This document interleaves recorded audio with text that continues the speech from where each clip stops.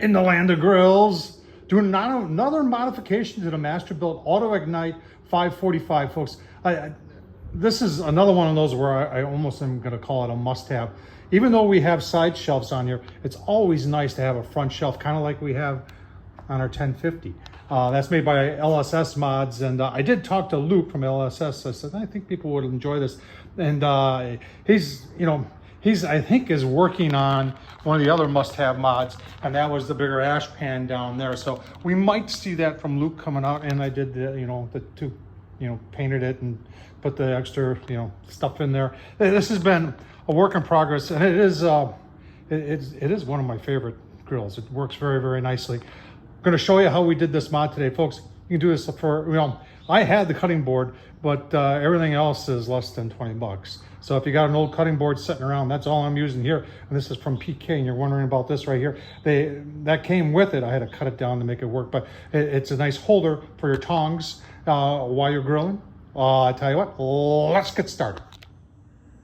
All right, let's get started from the beginning here. So I've got, I'll leave the link down below. These from Amazon, they're stainless steel. Used these before. Now, one of the things I look for when I'm saying, can I do this to the grill, is how flat the face is. Now you can see the face here on the Autoignite is perfect for this. Now, there's always a hiccup with this kind of stuff. So when you look at it from the outside, you say, well, that should be easy enough. You just put a bolt through and you screw into there. But then you realize that this is, double walled here. So I gotta go through two walls. So I had to find long enough screws, 3-inch screws, which I did. I'm trying to do this without going to the hardware store, except, for what I bought on Amazon. So I found two 3-inchers, and they're not that big.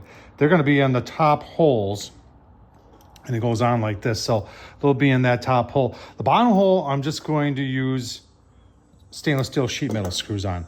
And then on the inside, I've got these big stainless steel fender washers that'll fit in there really nice. Let's take a look at what we're using for the actual shelf itself. All right, and I've done this before where I've gone on Amazon and bought like a really cheap bamboo cutting board, and those work very, very nice. But I had this one, and I'm never gonna use this. It's from PK, and my thought is I would mount it like this. And then it's got this thing right here, which is for hanging it off the PK. And I was gonna cut it off right there, but I said to myself, wouldn't that be cool just to leave that on there, and you could hang your tongs from there when you're grilling. So I've kind of decided to leave it on, and that kind of gives us a whole nother challenge when it comes to mounting the top to it. But I tell you what, we'll cross that bridge when it comes. All right, just thinking ahead, talking about that bridge we're gonna cross. It's gonna be on how far out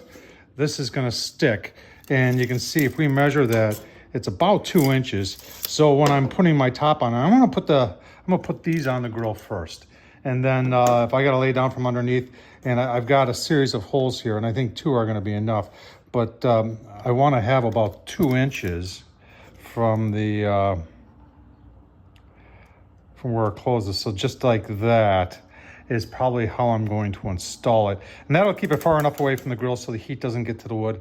And it also should provide enough support for the top itself. Like I said, we're not gonna be holding weights or something like this. It's just gonna be our food.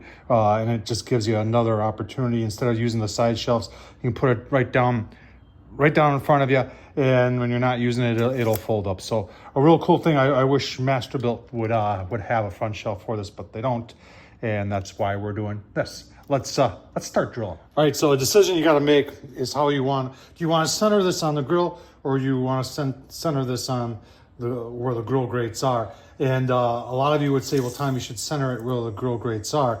And I'm just thinking that that's going to look maybe just a little bit on the strange side, maybe not. I gotta think about this. This would be the center right there if I was centering it on the grill. And then I'm gonna go 6 inches in either way. So that would be, it'd be right about, I'm doing math here, right about here. And then right there. And that would center it over in this direction right here, which I don't think is a big deal. Or we could do this and center it right there, which I actually think would be better. This thing is, what is this thing? It is 18 inches, so that'd be 9 inches. So 9 inches would put us right there at the edge. So I think that would be the better thing to do. That way it's centered right where your grill grates are. All right, so this is what I got going on down here. I took the grease tray out. I got a piece of 3/4 inch oak that I've clamped to the bottom lip. And that way I know that it's gonna be same, and that's gonna be my offset, and that's how that's gonna sit. And you can see I already used a hole punch right here to mark where my first one's gonna go. And I'll drill that one first and put that top screw in, and then I'll do a second one. I'm not gonna drill for the bottom hole yet because I wanna get them perfectly plumbed up before I do that. Otherwise, when these close, if there's any resistance between the two of them, meaning they're kittywampus between each other, then they won't close right. So that's very important that you do that. All right, got them both on. Remember, I'm just putting one bolt in right now. And I got that fender washer, stainless steel on the back side. Those are 3-inch screws. So 3-inch just does a trick. If you want a little bit more room, go with 3.5. All right, getting ready to install the top. I'm using that same board I use as a spacer to give me my space, keep things equal distance. Got it centered. I'm just gonna get 2 short, and actually I'm going to use stainless steel sheet metal screws into the wood. That'll give good holding power. I did have to cut this off from underneath and re-drill them in, and I caulked them in because when I was gonna close this, that was going to hit and not allow it to close all the way. So now it should close all the way.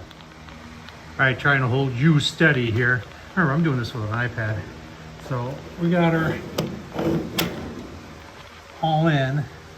I just gotta do that one and that one over there. Those are also sheet metal screws, and we will be complete. Easy peasy. Well, there it is, all done. I thought I'd just show you. I'll leave the link down below to Amazon. You can see I've done these twice. I think I used these on the Z grills too. So 17 bucks for shipping. That's stainless steel, works just great. And then you can get whatever type of cutting board you want to put on it. Let's just see it in the up position here. Open up the grill. Centered right nice on there. With the cover down, it looks a little goofy. And then I've got that flipped around so that we can hang our stuff from there. I think this is to me, this is a must-have for this grill, and why Masterbuilt doesn't make a why they don't make one, I don't know. I think if they sold it as an accessory, I think a lot of people would buy it. Tom Horsman on YouTube. If this is helpful, super thanks down below. Take anything you get to help this madness that we do here in the land of grills. Thanks for watching, folks. Take care.